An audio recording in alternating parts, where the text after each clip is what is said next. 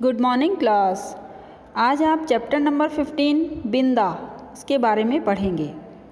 बिंदा की लेखिका हैं, बिंदा पाठ की लेखिका हैं महादेवी वर्मा, और उन्होंने यह पाठ अपनी बाल सखी बिंदा, जो उनकी बचपन की सहेली थी, उसके बारे में लिखा है। लेखिका महादेवी वर्मा की बाल सखी बिंदा अपनी परिस्थितियों से समझौता कर विमाता के अत्याचार सहती हुई जीवन के दिन बिता रही थी। यह बिंदा के जीवन की ऐसी व्यवस्था थी जिसने उससे बचपन के सुखद दिन छीनकर उसे नई अम्मा की सेविका बना दिया था। इस पाठ में बिंदा की करुण कहानी पढ़कर हम सामाजिक विषमताओं को दूर करने का संकल्प करें। तो इसमें एक ये भी लिखा गया है कि महादेवी की अनुभूति और सृजन का केंद्र आंसू नहीं आप हैं, आग है, सॉरी। तो भीत सी आँखों वाली उस दुर्बल, छोटी और अपने आप ही सिमटी सी बालिका, भीत सी मतलब डरी हुई सी, आँखों वाली वह जो बिंदा दुर्बल, छोटी और अपने आप में ही सिमटी हुई बालिका, इतनी वह छोटी नहीं थी, परंतु जिन बच्चों को अच्छे से भोजन देखभाल उनकी नहीं होती है, खाने पीने को नहीं मिलता है, तो उनकी ग्रोथ भी नहीं हो पाती है। उस कारण से उनकी हाइट भी कम रह जाती है और उनकी बिल्कुल ग्रोथ नहीं हो पाती है, तो वो छोटे ही रह जाते हैं। तो ऐसी सिमटी सी बालिका पर दृष्टि डालकर मैंने सामने बैठे सज्जन को उनका भरा हुआ प्रवेश पत्र लौटाते हुए कहा, आपने आयु ठीक नहीं भरी है, ठीक कर दीजिए, नहीं तो पीछे कठिनाई पड़ेगी। नहीं, यह तो गत आषाढ़ में 14 की हो चुकी। सुनकर मैंने कुछ विस्मित भाव से अपनी उस भावी विद्यार्थिनी को अच्छी तरह देखा, जो 9 वर्षीय बालिका की सरल चंचलता से शून्य थी और 14 वर्षीय किशोरी के सलज उत्साह से अपरिचित। बिंदा और उसके पिता उसका एडमिशन कराने एक स्कूल में जाते हैं। वहाँ पर वो उसका प्रवेश पत्र भरते हैं, जो फॉर्म देती हैं उनकी प्रिंसिपल मैम। जब वो भरने के बाद उसको पढ़ती हैं कि इन्होंने क्या क्या भरा है, क्या लिखा है, तो वो उससे कहती हैं कि आपने जो है इसकी उम्र इसमें ठीक नहीं भरी, क्योंकि बिंदा जितनी उन्होंने उम्र भरी थी उतनी लग नहीं रही थी, वो दिखने में उतनी बड़ी नहीं लग रही थी, उन्होंने जो 14 वर्ष उसकी उम्र भरी थी। परंतु उसके पापा ने कहा कि नहीं, यह तो अभी गत मतलब जो अभी अभी गया है आषाढ़ का महीना, उसमें 14 ईयर्स की हो चुकी है। तो यह सुनकर के उसकी प्रिंसिपल बड़ी अचंभे से उसको देखती है, और जबकि फिर वो कहती है कि नहीं, यह तो 9 वर्षीय बालिका की सरल चंचलता से शून्य थी, यह तो ऐसी लग रही है जैसी 9 साल की हो, और जो 14 वर्ष की बच्ची होती है उससे यह छोटी लग रही है, इसमें उतना बड़ापन भी नहीं है, उससे यह अपरिचित लग रही है। उसकी माता के संबंध में मेरी जिज्ञासा स्वगत न रहकर स्पष्ट प्रश्न ही बन गई होगी। उसने सोचा कि 14 ईयर्स की बच्ची और इतनी छोटी लग रही है, तो इसकी माता इसका क्या ध्यान रखती होगी, कैसी इसके साथ व्यवहार करती होगी, ये सारे प्रश्न उनके मन में आ गए। क्योंकि दूसरी ओर से कुछ कुंठित उत्तर मिला। जब उन्होंने पूछा था कि आपने उम्र गलत भरी है, तो जो सामने उसके पापा ने आंसर दिया था तो वह बड़ा ही कुंठित करने वाला था, दुखी करने वाला था। उन्होंने कहा था कि मेरी दूसरी पत्नी है और आप तो जानती ही होंगी, और उनके वाक्य को बस इतना ही कहा था उसके पापा ने, और उन्होंने कहा कि मतलब आप तो जानती ही होंगी कि मतलब दूसरी माँ का क्या व्यवहार होता है बच्चों के साथ। और उनके वाक्य को अध सुना ही छोड़कर, मतलब उन्होंने पूरा उसका वाक्य सुना भी नहीं, बस इतना ही सुना कि आप तो जानती ही होंगी मेरी दूसरी पत्नी है। उनका मन, किसका मन? प्रिंसिपल का मन स्मृतियों की चित्रशाला में 2 युगों से अधिक समय की धूल के नीचे दबे बिंदा या विंध्येश्वरी के धुंधले चित्र पर उंगली रखकर कहने लगा, ज्ञात है, अवश्य ज्ञात है कि हाँ, मुझे जानती हूँ, मैं बिल्कुल अच्छे से जानती हूँ कि वह आपकी दूसरी पत्नी है, और मतलब वो कैसा व्यवहार इसके साथ करती होंगी, इसलिए ये छोटी ही रह गई। बिंदा मेरी उस समय की बाल सखी थी। अब लेखिका कहती है कि बिंदा मेरी उस समय की बाल सखी थी जब मैंने जीवन और मृत्यु के अमिट अंतर को नहीं समझा था कि मृत्यु क्या होती है और जीवन क्या होता है। मैं उसके मतलब को समझती भी नहीं थी। उस समय की बिंदा उसकी सखी थी। अपने नाना और दादी के स्वर्ग गमन की चर्चा सुनकर, मतलब कि लेखिका के दादा दादी और नाना मर चुके थे, स्वर्ग में जा चुके थे, तो उनके स्वर्ग जाने की, गमन मतलब जाने की चर्चा सुनकर कि ऐसे गए, वहाँ ये होता है, वहाँ वो ऐसा होता है जब कोई मर जाता है, तो वो सारी चर्चाएं सुनकर मैं बहुत गंभीर सुख और आश्वस्त भाव से घर भर को सूचना दे चुकी थी। मतलब ये सारी बातें सुनकर के मैं बहुत सीरियस हो चुकी थी, बहुत गंभीर हो चुकी थी और ये बिल्कुल सबको आश्वासन दे दिया था और ये दे करके मैंने सारे घर को बता दिया था, यानी कि सूचना दे दी थी कि जब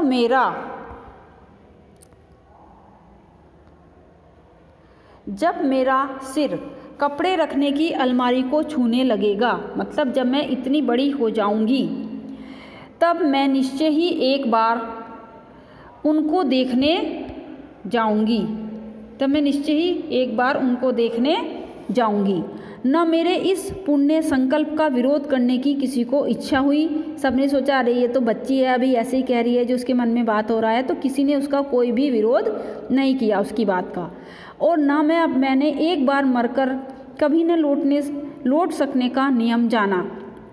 और मैं यह भी नहीं जानती थी कि जब कोई एक बार मर जाता है तो वह कभी नहीं लौटता या फिर लौटता भी है, उसका नियम मुझको नहीं मालूम था। ऐसी दशा में छोटे छोटे असमर्थ बच्चों को छोड़कर मर जाने वाली माँ की कल्पना मेरी बुद्धि में कहाँ ठहरती भला, कि भाई ऐसी जब मैं इतनी छोटी थी और मैं ऐसी ऐसी बातें करती थी, तो जो माएँ अपने छोटे छोटे बच्चों को छोड़ करके मर गई किसी भी कारणवश, तो भला वो क्या होती है उनकी दशा, छोटे बच्चों की, कैसे रहते हैं, कैसे पलते हैं। तो मेरी बुद्धि में ये सारी बातें कैसे रुकती। मेरा संसार का अनुभव भी बहुत संक्षिप्त सा था, मतलब मैं इतनी छोटी थी कि मुझे संसार में आए हुए अभी बहुत ही कम साल हुए थे। अज्ञानावस्था से मेरा साथ देने वाली सफ़ेद कुतिया सीढ़ियों के नीचे वाली अंधेरी कोठरी में आंख मूंदे पड़े रहने वाले बच्चों की इतनी सतर्क पहरेदार हो उठती थी कि उसका गुर्राना मेरी सारी ममता भरी मैत्री पर पानी फेर देता था। जब कोई छोटे बच्चे उसके साथ खेलने आते थे तो उसके यहाँ जो कुतिया रहती थी सफ़ेद रंग की, वो उसकी बहुत ही अच्छी तरह से पहरेदारी करती थी कि कोई भी बच्चा इसके पास ना आए, इसको कुछ कहे ना। बट उसे गुस्सा भी आता था, लेकिन और वो सोचती थी मैं अब बच्चे आएंगे मेरे साथ तो मैं उनके साथ खेलूँगी, मस्ती करूँगी, परंतु वो उन्हें भोंक भोंक के भगा देती थी। बच्चे डर जाते थे और उसकी सारी उम्मीदों पर वो पानी फेर देती थी। भूरी पूसी भी अपने चूहे जैसे निसहाय बच्चों को तीखे पैने दांतों में ऐसी कोमलता से दबाकर कभी लाती कभी ले जाती थी कि उनको कहीं एक दांत भी ना चुभ पाता था। ऊपर की छत के कोने पर कबूतरों का और बड़ी तस्वीर के पीछे गोरैया का जो भी घोंसला था, उसमें खुली हुई छोटी छोटी चोंचों और उनमें सावधानी से भरे जाते दानों और कीड़े मकोड़ों को भी मैं अनेक बार देख चुकी थी। बछिया को हटाते समय भी रंभा रंभा कर घर भर को यह दुखद समाचार सुनाने वाली अपनी श्यामा गाय की व्याकुलता भी मुझसे छिपी ना थी। एक बच्चे को कंधे से चिपकाए और एक की उंगली पकड़े हुए जो भिखारिन द्वार फिरती थी, वह भी तो बच्चों के लिए ही कुछ मांगती रहती थी। तो इस तरह से इन सारे जानवरों का वर्णन इसमें बताया गया है कि ये सारे जानवर भी अपने बच्चों के लिए कैसे कैसे उनको रखते हैं, कैसे उनकी देखभाल करते हैं। और यहाँ तक कि एक भिखारिन भी जो जिसकी गोदी में अगर एक छोटा बच्चा होता है, वह भी उसको अपनी कंधे से चिपका करके रखती है या फिर एक उंगली पकड़ करके उसको साथ साथ अपने घर घर जहाँ जहाँ वह भीख मांगती है ले जाती है, कहीं भी अकेला नहीं छोड़ती। यानी कि वो उससे इतना प्यार करती है और उसके लिए कुछ ना कुछ मांगती रहती है कि मेरे बच्चे को खाने को चाहिए, मेरे बच्चे को पहनने को चाहिए, कोई कपड़ा दे दो, कोई रोटी दे दो, ऐसे।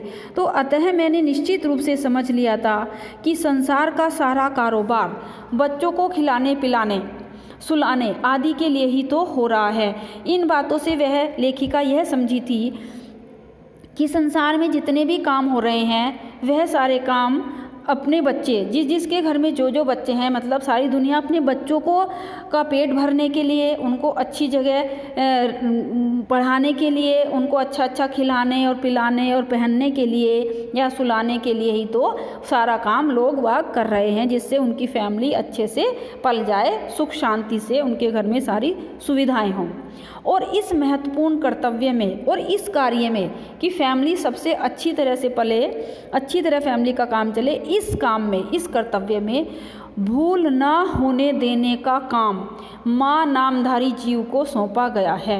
यानी कि सबसे ज़्यादा अहम भूमिका इस कर्तव्य में माँ का होता है। जो एक माँ नाम की जीवधारी, यानी कि माँ नाम का प्राणी है घर में सबके, वह इस कर्तव्य में सबसे ज़्यादा महत्वपूर्ण भूमिका निभाता है। तो ये बातें लेखिका को समझ में आई, ये सारा कुछ पढ़ करके। और बिंदा के भी तो माँ थी, बिंदा के माँ तो थी, जिन्हें हम पंडिताइन चाची और बिंदा जो है नई अम्मा कहती थी। सारी दुनिया उनको पंडिताई चाची कहती थी और बिंदा उनको नई अम्मा कहती थी। वे अपनी गोरी मोटी देह को, यानी वो गोरे रंग की थी और मोटी थी, रंगीन साड़ी से सजे कसे, रंगीन साड़ियाँ पहनती थी वो और अच्छे से कस के टाइट साड़ी बांधती थी। चारपाई पर बैठकर, जैसा कि आप चित्र में भी अभी देख रहे थे, बैठकर फूले गाल और चिपटी सी नाक के दोनों ओर नीले कांच के बटन सी चमकती हुई आँखों से मोहन को तेल मलती रहती थी। मोहन कौन था? बिंदा का भाई।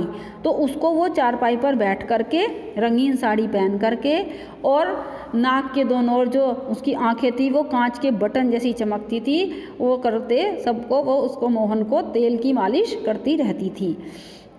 उनकी विशेष कारीगरी से संवारी पाटियों के बीच में लाल स्याही की मोटी लकीर सा सिंदूर, उनीदी सी आँखों में काले डोरे के समान लगने वाला काजल, चमकीले कर्णफूल, गले की माला, नगदार रंग बिरंगी चूड़ियाँ और घुंघरूदार बिछुए मुझे बहुत भाते थे। कि लेखिका कह रही है कि वो ऐसे ऐसे सजती थी, ये सारी चीज़ें पहनती थी, तो मुझे ये सारी चीज़ें उनकी बहुत अच्छी लगती थी, क्योंकि ये सब अलंकार उन्हें गुड़िया की समानता दे देते थे। ऐसे सजती थी जैसे कोई छोटी बच्ची हो, कोई गुड़िया हो, तो इसलिए उनको ऐसा ये कह देते थे ये तो गुड़िया सी हैं, गुड़िया लगती हैं। तो ये सारी चीज़ें पहनने के बाद उन्हें ऐसा कहलवा देती थी कि ये तो गुड़िया के समान है। यह सब तो ठीक था, पर उनका व्यवहार विचित्र सा जान पड़ता था, बड़ा ही अलग तरीके का उनका व्यवहार था। सर्दी के दिनों में जब हमें धूप निकलने पर जगाया जाता था, कि जब धूप निकल जाए बहुत अच्छी तरह से, तब हमें सो करके उठाया जाता था।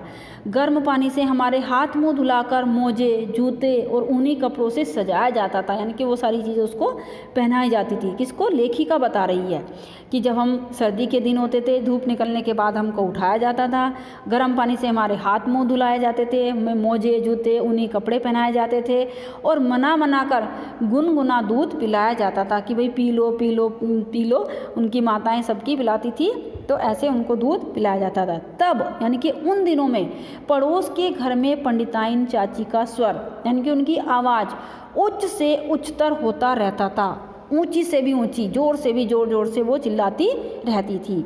यदि उस गर्जन तर्जन का कोई अर्थ समझ में न आता तो उसे श्यामा के रंभाने के समान स्नेह का प्रदर्शन भी समझ सकती थी। श्यामा कौन थी? गाय, उसकी श्यामा नाम की गाय थी ना, तो वो जो रंभाती थी, वो जब आवाज़ करती थी तो उसके समान स्नेह का प्रदर्शन भी समझ सकती थी। परंतु उसकी शब्दावली परिचित होने के कारण ही कुछ उलझन पैदा करने वाली थी।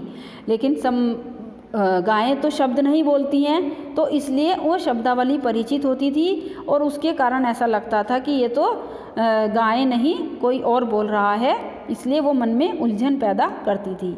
उठती है या आऊँ, मतलब जो चाची बोलती थी वो ये शब्द थे कि उठती है या आऊँ, बैल के से दीदे, बैल के से मतलब बैल के जैसी आंखें, दीदे कहते हैं आंखों को, क्या निकाल रही है?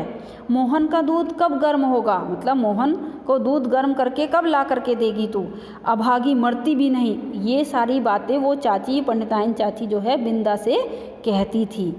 इन सभी आदि वाक्यों में, सारे नहीं लिखे हैं यहाँ पर, जो कठोरता की धारा बहती रहती थी। बिल्कुल ऐसी इस तरह की शब्दावली कोई कठोर आदमी ही कर सकता है, जो कठोर इंसान हो, जिसके मन में बिल्कुल भी दया भाव ना हो।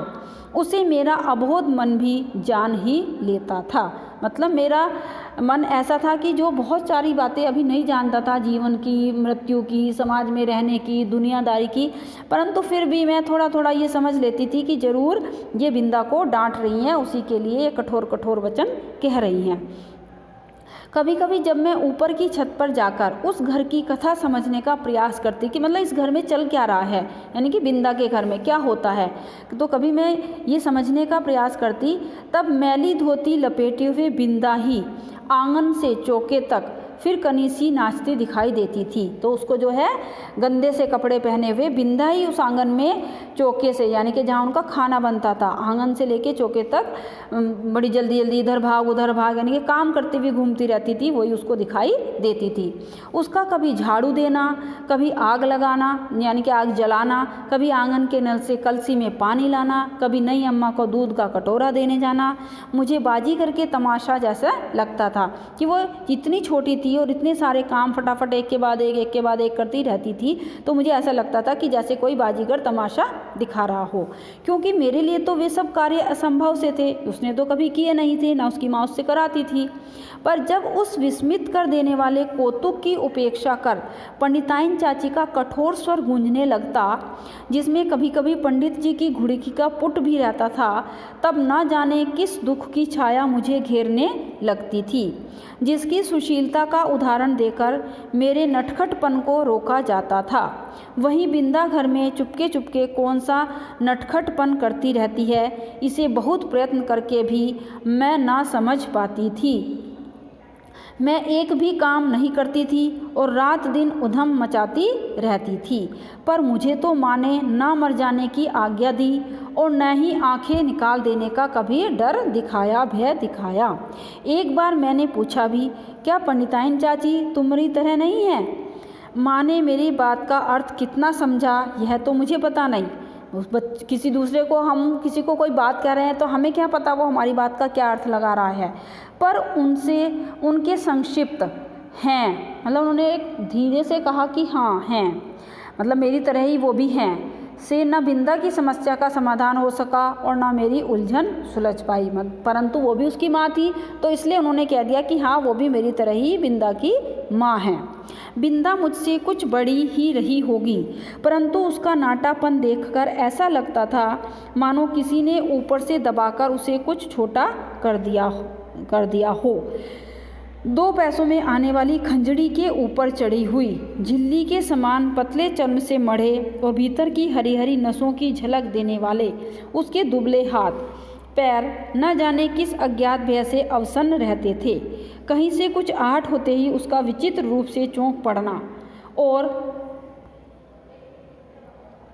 पंडिताइन चाची का स्वर कान में पड़ते ही उसके सारे शरीर का थरथरा उठना मेरे विस्मय को बढ़ा ही नहीं देता था, पर प्रत्युत उसे भय में बदल देता था। मतलब कि वो कैसी लगती थी कि जैसे 2 पैसों में कोई खंजड़ी आ गई हो और खंजड़ी के ऊपर कोई पतली सी झिल्ली चढ़ी हुई हो, बिल्कुल सारे चर्म उसके चर्म से मढ़े हुए, यानी कि मांस से मढ़े हुए, भीतर की हरी हरी नसें दिखाई देती थी, दुबले दुबले हाथ थे, पैर थे, ऐसे सारी थी, और कोई भी जरा सी आहट होती थी तो वह बहुत बुरी तरह से बिंदा जो है चौंक पड़ती थी, डर जाती थी। तो ये सारी बातें देख करके उसके शरीर का थरथरा कांपना देख करके के वो विस्मय यानी कि अचंभित हो जाती थी। कौन? लेखिका। और उसका जो है देखना उसे डर में बदल देता था कि अब क्या होगा। और बिंदा की आंखें तो जैसे पिंजरे में बंद बिल्कुल चिड़िया की याद दिलाती थी, यानी कि वो कुछ बोलती नहीं थी। तो एक बार जब 2-3 2 3 करके तारे गिनते गिनते उसने एक चमकीले तारे की ओर उंगली उठाकर कहा, वह रही मेरी अम्मा। एक बार ऐसा हुआ कि वो ऊपर देख रही थी आसमान में, तो 2 3 तो उसने गिने तारे और फिर एक चमकीले से तारे को देखते हुए उसने उंगली उठा करके कहा, वह मेरी अम्मा है, यानी कि वह रही मेरी अम्मा। अब तो मेरे आश्चर्य का ठिकाना ना रहा था कि भाई वो उसको ऐसे क्यों कह रही है, अम्मा तो उसके घर में है, इसकी तो अम्मा है, तो ऊपर क्यों कह रही है ये कि वह रही मेरी अम्मा। क्या सबकी एक अम्मा तारों में होती है और एक घर में? उसने ये सोचा लेखिका ने कि यह जो ऐसे कह रही है इसका मतलब तो सबकी एक अम्मा ऊपर है और एक अपने घर में होती है। पूछने पर बिंदा ने अपने ज्ञान कोश में से कुछ कण मुझे दिए और तब मैंने समझा कि जिस अम्मा को ईश्वर बुला लेता है वह तारा बनकर ऊपर से बच्चों को देखती रहती है, और जो बहुत सज धज से घर में आती है वह बिंदा की नई अम्मा जैसी होती है। अब वो ये समझ गई थी कि जो ऐसी होती है सबकी बच्चों की एक अम्मा तारों में होती है और एक घर में। तो उसने पूछा तो उसके को यह उत्तर मिला कि तब मैं समझ गई है कि अच्छा, जो अम्मा या कोई भी हमारा ईश्वर के पास चला लेता है वह तो तारा बन जाता है, तारा बन करके ऊपर से बच्चों को देखते रहते हैं, माँ हो या बाप हो। और जो बहुत सज धज के घर में रहती हैं वह होती है बिंदा की नई अम्मा जैसी। तो मेरी बुद्धि सहज ही पराजय स्वीकार करना नहीं जानती, मतलब मैं आसानी से हार नहीं मानती। इसी से मैंने सोचकर कहा, तुम नई अम्मा को पुरानी अम्मा क्यों नहीं कहती? फिर वे ना नई रहेंगी और न डांटेंगी कि तुम उनको नई अम्मा कहती हो, इसलिए शायद उन्हें बुरा लगता है, तो तुम उनको पुरानी अम्मा ही कहा करो। बिंदा को मेरा उपाय कुछ जचा नहीं, मतलब कुछ उससे अच्छा नहीं लगा ऐसा कहना कि हाँ मैं ऐसे कर लूँगी कि मैं उनको पुरानी कहूँ, क्योंकि वह तो अपनी पुरानी अम्मा को खुली पालकी में लेटकर जाते और नई को बंद पालकी में बैठकर आते देख चुकी थी। यानी कि जब उसकी अम्मा मरी थी तो उसको खुली पालकी, मतलब वही अर्थी पर जब ले जाते हैं किसी भी व्यक्ति को, जब वो मरता है तो उसमें लेट करके उसने जाते हुए अपनी अम्मा को देखा था। और इस नई अम्मा को जो पंडिताइन चाची थी पालकी में बैठ करके, जब दुल्हन आती है पालकी में बैठ करके बंद पालकी में, तो उन दोनों चीज़ें उसने देखी थी। अतः किसी को भी पदच्युत करना उसके लिए कठिन था। पदच्युत मतलब जो उसकी अपनी अम्मा का पद था वो उनको नई अम्मा को नहीं दे सकती थी, तो इसलिए उसके लिए ये बहुत कठिन था। पर उसकी कथा से मेरा मन तो सचमुच आकुल हो उठा।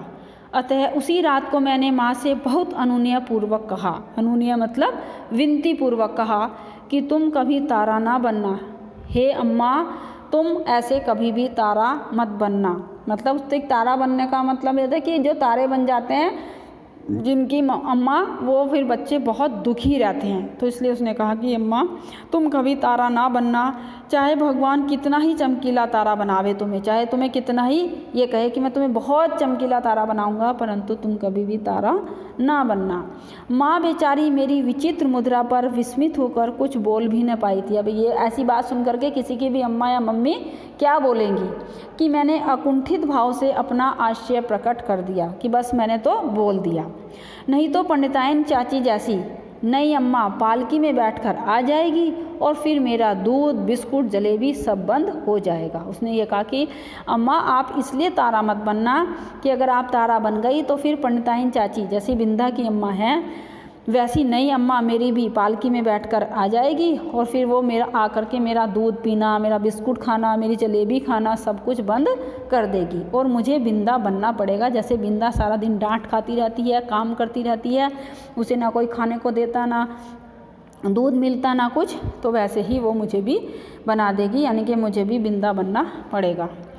माँ का उत्तर तो मुझे स्मरण नहीं, मतलब मैं इतनी छोटी थी उस समय जब ये सारी बातें हुई कि उसका उत्तर माँ ने मुझे क्या उत्तर दिया वो तो मुझे याद नहीं, पर इतना याद है कि उस रात उनकी धोती का छोर, यानी कि एक कोना, छोर मतलब उनकी जो धोती पहनी हुई थी उसका एक छोर, एक कोना मुट्ठी में दबाकर ही मैं सो पाई थी। बिंदा के अपराध तो मेरे लिए अज्ञात थे, मतलब कि वो क्या क्या अपराध करती है ये मुझे नहीं पता था, पर पंडिताइन चाची के न्यायालय से मिलने वाले दंड के सब रूपों से मैं परिचित हो चुकी थी। गर्मी की दोपहर में मैंने बिंदा को आंगन की जलती धरती पर बार बार पैर उठाते और रखते हुए घंटों खड़े देखा था। चौके के खंभे से दिन दिन भर बंधा पाया था और भूख से मुरझाए मुख के साथ पहरों नई अम्मा और खटोले में सोते मोहन पर पंखा झलते देखा था। यानी कि जब मोहन सोता था वो उस पर पंखा भी झलती रहती थी, और लेकिन जो बिंदा थी बेचारी वो आंगन की जलती हुई, यानी कि गर्मी में बहुत तेज़ गर्म हो जाता है, फर्श हो या कुछ भी हो उस पर धरती पर बार बार पैर उठाते और रखते हुए घंटों खड़े देखा था कि मतलब उसको वो इतनी सज़ा देती थी कि यहीं खड़ी रहेगी तो पूरी दोपहरी इसमें आंगन में ही। तो वो जब पैर गर्म लगते थे फिर उठाती थी, फिर दूसरा उठाती थी, फिर दूसरा उठाती थी, ऐसे कर करके खड़ी रहती थी और चौके के खंभे से दिन दिन भर बंधी रहती थी। तो ये सारे उसके साथ वो व्यवहार करती थी। उसे अपराध का ही नहीं, अपराध के अभाव का भी दंड सहना पड़ता था कि भाई जो उसने अपराध नहीं भी किया उसका दंड भी बिंदा को सहना पड़ता था। इसी से पंडित जी की थाली में पंडिताइन चाची का ही काला मोटा और घुंघराला बाल निकलने पर भी दंड बिंदा को मिला था। तो कभी कोई पंडित जी आए होंगे या जो उसके पापा होंगे वो उनकी थाली में बाल निकला खाने में था वो पंडिताइन चाची का ही, क्योंकि काला मोटा और घुंघराला, परंतु उसका दंड भी बिंदा को सहना पड़ा, उसका दंड भी बिंदा को ही मिला। उसके छोटे छोटे हाथों से धुल ना सकने वाले उलझे तेलहीन बाल भी अपने स्वाभाविक भूरेपन और कोमलता के कारण मुझे बड़े अच्छे लगते थे। उसके बालों को उसकी पंडिताइन चाची ना कभी धोती थी, ना कभी उनको सुलझाती थी, ना कभी तेल लगाती थी, लेकिन परंतु फिर भी उसके बाल अपना जैसा उनका स्वभाव था, बालों का उनकी जैसा स्ट्रक्चर था, वो भूरे थे और कोमलता के कारण मुझे उस यानी कि लेखिका को बहुत अच्छे लगते थे। जब पंडिताइन चाची की कैंची ने उन्हें कूड़े के ढेर पर बिखराकर उनके स्थान को बिल्ली की काली धारियों जैसी रेखाओं से भर दिया तो मुझे रुलाई आने लगी। यानी कि उसकी चाची ने कैंची से उसके सारे बाल काट दिए और उन्हें कूड़े के ढेर पर बिखरा दिया, यानी कि फेंक दिया, और उनके स्थान को जो है बिल्ली की काली धारियों जैसी रेखाओं से भर दिया। उसके सिर पर बिल्ली के शरीर पर जैसी होती हैं काली काली रेखाएं वो बना दी। तो लेखिका रोने लगी ये सब देख करके, पर बिंदा ऐसे बैठी रही मानो सिर और बाल दोनों नई अम्मा के ही हों। उसने बिल्कुल भी उफ तक नहीं किया और वो अपनी नई अम्मा के सामने ऐसी बैठी रही कि जैसे सिर भी नई अम्मा का ही है और बाल भी उन्हीं के हैं, मुझे क्या फ़र्क पड़ता है, मुझे तो कोई फ़र्क नहीं पड़ता। और एक दिन याद आता है चूल्हे पर चढ़ाया दूध उफना जा रहा था, उफना मतलब उबल रहा था। बिंदा ने नन्हे नन्हे हाथों से दूध की पतीली उतारी, अवश्य हाथों से ही वो गरम गरम दूध की पतीली उतारी उसने, पर वह उसकी उंगलियों से छूटकर गिर पड़ी। जब हम कोई गरम गरम चीज़ उतारते हैं तो वो एकदम से हमारे हाथ से छूट जाता है, तो उसकी हाथ से भी पतीली छूट गई। खोलते दूध से जले पैरों के साथ दरवाजे पर खड़ी बिंदा का रोना देख मैं तो हत बुद्धि सी हो गई कि जैसे मेरी बुद्धि हर ली गई हो। एकदम से वो रोने लगी और मुझे देख करके बहुत दुख हुआ। पंडिताइन चाची से कहकर वह दवा क्यों नहीं लगवा लेती। वो अपने मन में सोच रही है लेखिका कि वह पंडिताइन चाची के पास जा करके उनसे कह करके मेरा हाथ जल गया तो दवा क्यों नहीं लगवा लेती। यह समझना मेरे लिए कठिन था कि क्यों दवा नहीं लगवा रही है। उस पर जब बिंदा मेरा हाथ अपने जोर से धड़कते हुए हृदय से लगाकर कहीं छिपा देने की आवश्यकता बताने लगी, तब तो मेरे लिए सब कुछ रहस्यमय हो उठा। उसे मैं अपने घर में खींच लाई अवश्य, पर न ऊपर के खंड में माँ के पास ले जा सकी और न छिपाने का स्थान खोज सकी कि भाई उसका हाथ जल गया है, ना तो वह उसके अपने माँ के को दिखा सकी उसका, और न ही कोई उसे छिपाने का स्थान यानी कि जगह खोज सकी। इतने में दीवारें लांघ कर आने वाले पंडिताइन चाची के उग्र स्वर ने, मतलब उसके पंडिताइन चाची तो अपने घर में बोल रही थी, परंतु बीच में जो दीवार थी उसको भी लांघ करके हमारे घर में आवाज़ें आ रही थी, यानी कि लेखिका के घर में उसकी जोर जोर से उग्र मतलब तेज तेज से स्वर में आवाज़ें आ रही थी। भय से हमारी दिशाएं रूंध दी कि भाई डर, हमें भी डर लगने लगा, ऐसी ऐसी आवाज़ें आ रही थी। इसी से हड़बड़ाहट में हम दोनों उस कोठरी में जा घुसी। कौन कौन? लेखिका और बिंदा, जिसमें गाय के लिए घास भरी जाती थी। मुझे तो घास की पत्तियां भी चुभ रही थी। कोठरी का अंधकार भी कष्ट दे रहा था। उस कोठरी में अंधेरा था और घास भरा हुआ था तो उसकी पत्तियां भी चुभ रही थी। पर बिंदा अपने जले पैरों को घास में छिपाए और दोनों ठंडे हाथों से मेरा हाथ दबाए ऐसी बैठी बैठी थी मानो घास का चुभता हुआ ढेर रेशमी बिछोना बन गया हो। उसे तो ना अंधकार से दिक्कत हो रही थी, ना उसे घास की पत्तियां चुभ रही थी। बस वो लेखिका के मुंह पर अपने हाथों से उसका मुंह जो है बंद कर रही थी कि प्लीज़ कुछ बोलो मत, शोर मत करो, और अपने पैरों को, जले हुए पैरों को जो है घास में छिपा रही थी। मैं तो शायद सो गई थी, क्योंकि जब घास निकालने के लिए आया हुआ गोपी इस अभूतपूर्व दृश्य की घोषणा करने के लिए कोलाहल मचाने लगा कि देखो देखो कौन है यहाँ पे, कौन घुस गया, ये 2 लड़कियाँ बैठी हैं, ऐसे ऐसे करके उसने मचाया होगा शोर, कोलाहल मतलब शोर। तब मैंने आंखें मलते हुए पूछा, क्या सवेरा हो गया? कि भाई क्या सवेरा हो गया, हम उठ जाएं, क्या हुआ, हम यहाँ क्यों हैं, कैसे हैं? माँ ने बिंदा के पैरों पर तिल का तेल और चूने का पानी लगाकर जब अपने विशेष संदेश वाहक के साथ उसे घर भिजवा दिया, यानी कि अपना एक संदेश भी भेजा उसके साथ, और उस बिंदा को ये सारा काम करके कि तिल का तेल लगाया और चूने का पानी, और उसके घर भेज दिया। तब उसकी क्या दशा हुई यह बताना कठिन है, पर इतना तो मैं जानती हूँ कि पंडिताइन चाची के न्याय विधान में न क्षमा का स्थान था और न अपील का अधिकार, कि मतलब उसे क्षमा नहीं किया होगा पंडिताइन चाची ने बिंदा को, और ना कोई उसकी अपील की होगी कि भाई कि वहाँ पे जा कर के कोई कुछ कह सके, या जो संदेश वाहक गया था उसने कहा होगा कि इसको तेल लगा दीजिए, दवाई दे दीजिए, परंतु वहाँ पर कोई भी ऐसा स्थान नहीं था। ऐसा स्थान का मतलब पंडिताइन चाची के घर में ऐसा कोई भी तरीका नहीं था कि वो किसी की बात माने। फिर कुछ दिनों तक मैंने बिंदा को घर आंगन में काम करते नहीं देखा।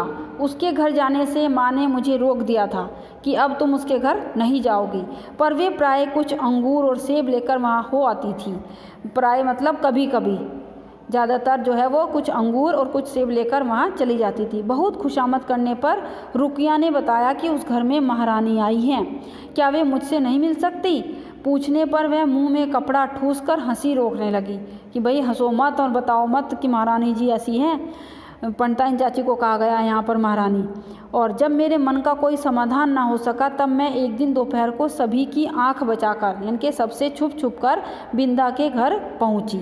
नीचे के सुनसान खंड में बिंदा अकेली एक खाट पर पड़ी थी और चाची ऊपर रहती थी। आंखें गड्ढे में धंस गई थी, उसकी आंखें बहुत अंदर चली गई थी बिंदा की, इतनी कमज़ोर हो गई थी वो। मुख दानों से भरकर न जाने कैसा हो गया था, और मैली सी चादर के नीचे छिपा शरीर बिछोनों से भिन्न ही नहीं जान पड़ता था। ऐसा लगता था इतना मैला उसका शरीर हो गया था जितना मैला बिछोना था, तो दोनों एक जैसे लगते थे, उससे अलग नहीं लगता था वो। डॉक्टर, दवा की शीशियाँ, सिर पर हाथ फेरती हुई माँ और बिछोनों के चारों ओर चक्कर काटते हुए बाबूजी के बिना भी बीमारी का अस्तित्व है, यह मैं नहीं जानती थी। इसी से उस अकेली बिंदा के पास खड़ी होकर मैं चकित सी चारों ओर देखती रह गई। बड़ी अचंभा हुआ मुझे जाकर के जब मैंने वहाँ पर बिंदा को ऐसे लेटे हुए देखा। बिंदा ने ही कुछ संकेत और कुछ अस्पष्ट शब्दों में बताया, मतलब जब वो गई तो उससे बोला तो जा नहीं रहा था, लेकिन उसने कुछ इशारा किया और कुछ ऐसे ही जो समझ में नहीं आ रहे थे अस्पष्ट शब्द से बताया कि नई अम्मा मोहन के साथ ऊपर खंड में रहती है, कि मैं नीचे पड़ी हुई हूँ यहाँ पर, लेकिन हमारी जो वो नई अम्मा है और वो उनका बेटा मोहन है उसके साथ ऊपर रहती है। शायद चेचक के डर से, कि मुझको चेचक हो गया है, ये तो उसके डर से, चेचक उसको कहते हैं जो मीजल्स वगैरह निकल जाते हैं उसको चेचक कहते हैं। तो सवेरे शाम बैरोनी आकर उसका काम कर जाती है। बैरोनी कोई होगी ये जो उन्होंने रखी हुई होगी, तो वो उसका आकर के काम कर जाती है, और मेरी चाची तो मतलब पंडिताइन चाची ऊपर रहती है। फिर तो बिंदा को देखना संभव ना हो सका, क्योंकि मेरे इस आज्ञा उल्लंघन से माँ बहुत चिंतित हो उठी थी कि मैंने उनकी आज्ञा का पालन नहीं किया। मैं बिना पूछे उनसे छिपा करके उसके घर हो आई, तो वो बहुत चिंतित थी कि कहीं मेरी बच्ची को भी कुछ ना हो जाए। एक दिन सवेरे ही रुकिया ने उनसे न जाने क्या कहा। रुकिया जो थी किसी दिन सुबह रुकिया ने लेखिका की माँ से क्या कहा उसे नहीं पता, कि वे रामायण बंद कर, उस समय वो रामायण पढ़ रही थी, परंतु उसको बंद कर करके बार बार आंखें पोंछती हुई बिंदा के घर चल दी, मतलब रो रही थी और उसको बंद करके रामायण को, तो वो बिंदा के घर चली गई। जाते जाते वो मुझे बाहर ना निकलने का आदेश देना नहीं भूली थी, और जाते जाते लेखिका से कह गई कि तुम बाहर नहीं निकलोगी, तुम्हें बाहर नहीं निकलना है। इसी से इधर उधर से झांक कर देखना आवश्यक हो गया कि देखो ऐसा क्या हो गया, माँ क्यों जा रही है बिंदा के घर। तो वो उसने इधर उधर से झांक करके देखा। रुकिया मेरे लिए त्रिकालदर्शी से कम न थी, परंतु वह विशेष अनुनय विनय के बिना कुछ बताती ही नहीं थी। उसे पता होता था सब कुछ, परंतु वह उसको, लेखिका को, कुछ भी नहीं बताती थी। और उससे अनुनय विनय करना मेरे आत्मसम्मान के विरुद्ध था। अतः खिड़की से झांककर मैं बिंदा के दरवाजे पर जमा आदमियों के अतिरिक्त और कुछ न देख सकी थी। तो जब उसने झांक झूंक करके कहीं से देखा तो देखा कि बिंदा के दरवाजे पर बहुत सारे आदमियों की भीड़ जमा हुई है। और इस प्रकार की भीड़ से विवाह और बारात का जो संबंध है उसे मैं जानती थी कि अगर कभी किसी की बारात होती है या फिर किसी का विवाह होता है तो कैसी भीड़ होती है, भीड़ क्या करती है, इतना उसको पता था लेखिका को। परंतु तब इस प्रकार की भी, तब क्या उस घर में विवाह हो रहा है और उसने मुझे बुलाया तक नहीं। तो उसने ये मन ही मन अपने मन में सोच रही है कि ऐसा क्या हो रहा है कि भाई भीड़ तो बारात के समय या विवाह के समय होती है, तो इस घर में ऐसा क्या हो रहा है। अगर विवाह हो रहा है बिंदा का तो उसने मुझे बुलाया क्यों नहीं, मैं तो उसकी इतनी अच्छी सहेली हूँ।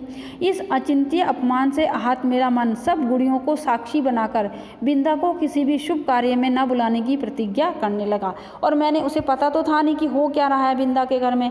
उसने अपने मन में ही ये सोच लिया कि विवाह हो रहा है और उसने मुझे बुलाया नहीं, और आज के बाद अपनी गुड़ियाओं को साक्षी मान करके, उन्हें कह करके कि मैं भी देखना, तो मैं किसी की भी कोई अच्छा काम होगा मेरे घर में तो मैं उसको बिल्कुल भी नहीं बुलाऊंगी बिंदा को। तो कई दिन तक बिंदा के घर झांक झांक कर जब मैंने माँ से उसके ससुराल से लौटने के संबंध में प्रश्न किया कि क्या बिंदा ससुराल से लौट आई है, तब पता चला कि वह तो अपनी आकाशवासिनी अम्मा के पास चली गई, कि मतलब वह तो मर गई है और जहाँ ऊपर उसकी अम्मा रहती थी, तारा बन गई थी, वहाँ निवास करती थी उसकी अम्मा, वह भी उसके पास चली गई। उस दिन से मैं प्राय चमकीले तारे के आसपास फैले छोटे तारों में बिंदा को ढूंढती रहती, कि जो बहुत ज़्यादा चमकीला तारा है वो तो उसकी माँ है, परंतु जो उसके पास आसपास छोटे छोटे तारे हैं तो क्या उसमें से कोई बिंदा है। वो उसके बाद से हमेशा ये ढूंढती रहती थी, पर इतनी दूर से पहचानना क्या संभव था कि तारे तो इतनी दूर होते हैं, तो मैं इतनी दूर से पहचान नहीं पाई थी। तब से कितना समय बीत चुका है, पर बिंदा और उसकी नई अम्मा की कहानी शेष नहीं हुई, कि मतलब वो बची ही नहीं, ना उसकी कहानी और ना बिंदा की कहानी। कभी हो सकेगी या नहीं इसे कौन बता सकता है। उसे नहीं पता लेखिका को कि ये कहानी कभी शेष होगी या फिर नहीं होगी, ये वो नहीं जानती।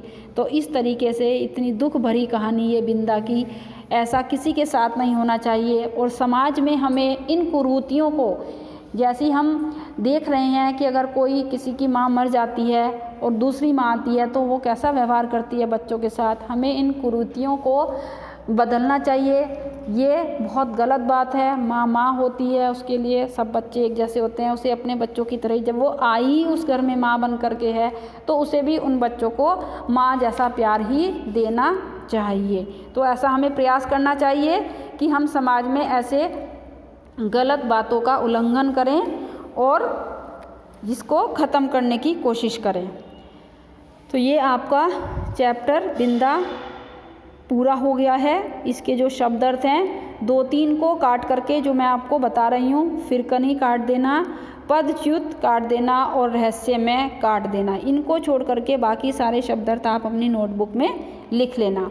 और 4 शब्द हैं बाल सखी, निसहाय, हड़बड़ाहट और पदच्युत, इनके आपको वाक्य प्रयोग बनाने हैं।